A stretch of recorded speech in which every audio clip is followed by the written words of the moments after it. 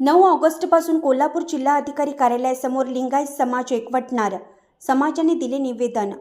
लिंगायत समाज महाराष्ट्र राज्य यांच्या वतीनं कोल्हापूर जिल्हा अधिकारी कार्यालयासमोर 9 ऑगस्ट क्रांतीदिनी साखळी उपोषणाचा इशारा दिला आहे.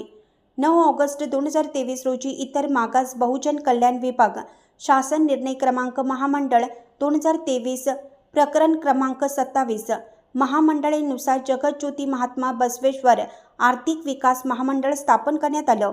पण तत्कालीन शासनाने निर्णयात ओबीसी दाखल्याची अट घालून महाराष्ट्रातील 70% खुल्या प्रवर्गातील लिंगायत समाजाला वंचित ठेवून लिंगायत समाजाची फसवणूक केलेली आहे. खुल्या प्रवर्गातील लिंगायत समाजाची विद्यार्थी, बेरोजगार युवक, महिला यांना अनेक अडचणींना सामोरं जावं लागत आहे. त्यामुळे जगज्योती महात्मा बसवेश्वर आर्थिक विकास महामंडळाला स्वायत्त दर्जा देऊन खुल्या प्रवर्गातील लिंगायत समाजाला या महामंडळाचा लाभ देण्यात यावा. पहिल्या टप्प्यात किमान 1000 कोटी रुपयांचा निधी महामंडळाला देण्यात यावा. प्रत्येक तालुक्यामध्ये लिंगायत विद्यार्थ्यांसाठी लिंगायत विद्यार्थी वसतिगृहासाठी निधी उपलब्ध करून देण्यात यावे. स्पर्धा परीक्षेची पूर्व परीक्षा उत्तीर्ण विद्यार्थ्यांना 25,000 रुपये शिष्यवृत्ती देण्यात यावे व महामंडळाचे कामकाज पारदर्शक व प्रभावीपणे राबवण्यात यावं, अशा प्रमुख मागण्या लिंगायत समाजाच्या असून या संदर्भात सकारात्मक निर्णय घेऊन सुधारित अध्यादेश काढण्यात यावे.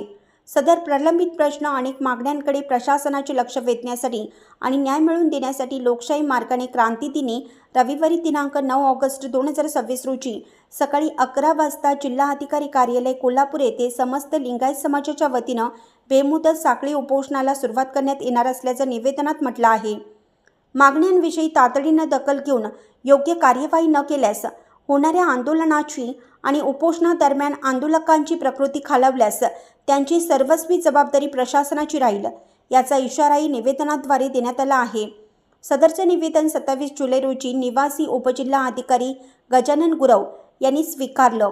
सदर निवेदन देतेवेळी इचलकरंजी महानगरपालिकेचे नगरसेवक संजय तेलनाडे सरकार, जिल्हा परिषद सदस्य प्रशांत शहापुरे, राजेशेखर तंबाके, सरलाताई पाटील, मनोजकुमार रणदिवे, शंकर बिरादार, अभिजित नायकुडे, सुनील गोटखिंडे, स्वप्नील चौगुले, संतोष पाटील, अनिल कोरे, सुधीर शहापुरे, राजेंद्र चौगुले, ॲडव्होकेट सुरेश पाटील, दत्तात्रय भेंडवाडे, दत्तात्रय खडके यांच्यासह समाजबांधव उपस्थित होते. कोल्हापूरहून बसवक्रांती न्यूज लाईव्हकरिता संपादक रमेशकुमार मिठारे.